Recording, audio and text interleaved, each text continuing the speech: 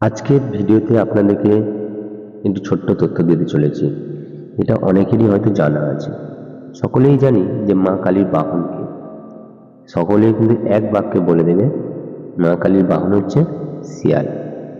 অনেকে আবার বলে থাকে মা কালীর বাহন হচ্ছে বিছে, কারণ মায়ের পায়ে একটি বিছের ছবি আঁকা থাকে তাই। কিন্তু আদৌ কি এই তথ্যগুলি সঠিক?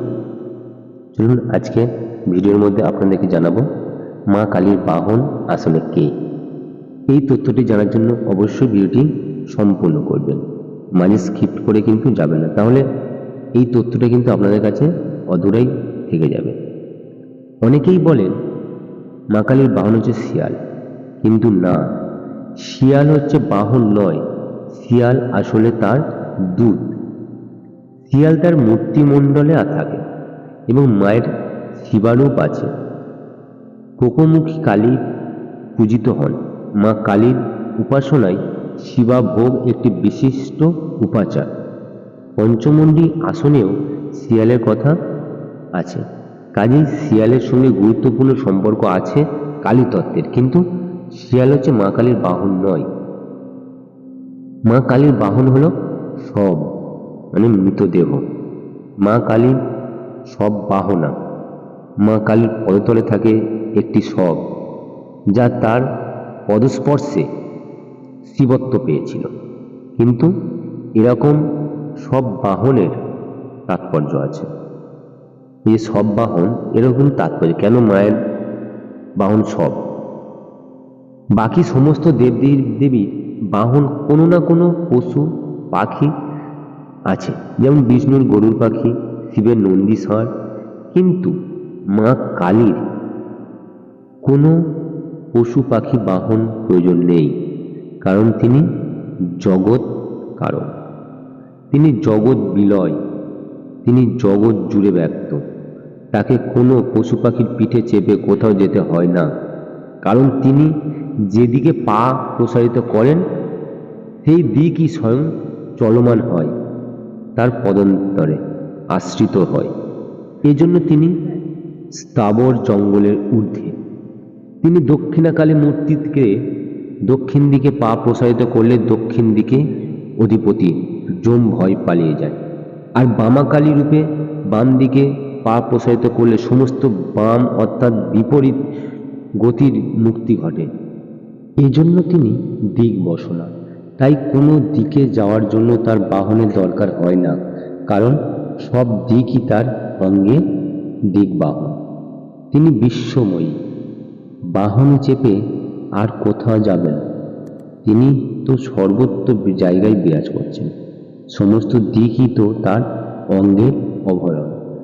মা কালীর পায়ের তলায় সব হলো মায়ের পদপ্রান্তে বিশ্ব জগতের জড়ত্ব, যা তার স্পর্শে চেতনায় রূপান্তরিত হয়। সব থেকে শিবেই এই তাৎপর্য, মানে মৃত ব্যক্তি থেকে শিবে রূপান্তরিত। সচেতন বস্তু বা জড় জগৎ মায়ের পায়ের তলায় এসে সচেতন চিদানন্দ হয়েছে। এজন্যই শাক্ত কবি গিয়েছেন, কালো মেয়ের পায়ের তলায় দেখে যা আলোর নাচন। তন্ত্রে সব সাধনা অত্যন্ত গুরুত্বপূর্ণ। সবের উপরে মায়ের মূর্তি সেই অঘরী তান্ত্রিক সব সাধনার জন্য মাতৃ সাধককে প্রস্তুত করে। এছাড়াও সব হলো মোক্ষ, নির্বাণ ও কৈবল্য উচ্ছিত্তির প্রতীক। মা কালী শ্মশানবাসিনী, কারণ তিনি কৈলব্যদায়ী। মায়ের বাহন শব্দটি বা সবটি সেই কৈলব্য দশার প্রতীক। মায়ের পায়ের তলায় সবটি শিবত্ব লাভ সেই মহা মোক্ষের মহামূর্তির দ্যোতনা বাহন করে। তন্ত্রশাস্ত্র ও দেবী ভাগবত পুরাণ অনুসারে কালী হলেন শিবের চেতনা ও শক্তি। তার নাচ ও তাণ্ডবের সময় তিনি শিবের বুকে অবস্থান করেন। শিব এখানে বাহন বা আশ্রয়, কারণ তিনি অচল, আর কালী হচ্ছে চল বা শক্তির প্রকাশ। তন্ত্রগত ব্যাখ্যা যদি বলেন, শিব নির্জীব চৈতন্য স্থিতি, কালী হচ্ছে কর্মশক্তি সময় এবং গতি। তাই শক্তি কালী, চৈতন্য শিব এর উপর নির্ভর করে প্রকাশিত হয়। এ কারণেই মা কালী শিবের উপর অবস্থান করেন, যা বাহনত্বের প্রতীক। সব মৃতদেহ রূপ বাহন। কালী মূর্তিতে অনেক সময় দেখা যায় দেবী শব ও মৃতদেহের উপর দাঁড়িয়ে আছেন। এই সবই হচ্ছে শিবের প্রতীক। কারণ সব শব্দটি যখন চৈতন্যহীন থাকে তখনই মৃতদেহ, আর যখন সেই সব চৈতন্যপূর্ণ হয় তখন সে হয় শিব। অর্থাৎ চৈতন্যহীন জগৎ সব আর শক্তির দ্বারা জীবিত হয় শিব। সেই শক্তি হচ্ছে মা কালী। মা কালীর বাহন হিসাবে শিব বা সবই বা কেন, অন্য কেউ নয় কেন? কারণ শিবই সময়ের অধিপতি, মহাকাল। কালী হলেন সময় বা কাল, তার সমান বা তার অধিকার একমাত্র মহাকালী শিব। শিব শক্তি অবিচ্ছেদ্য। তন্ত্রে বলা হয়েছে শিবই শক্তাযুক্ত যদি ভবতি শক্তি প্রভুত্তুর, অর্থাৎ শক্তি ছাড়া শিব নিষ্ক্রিয়।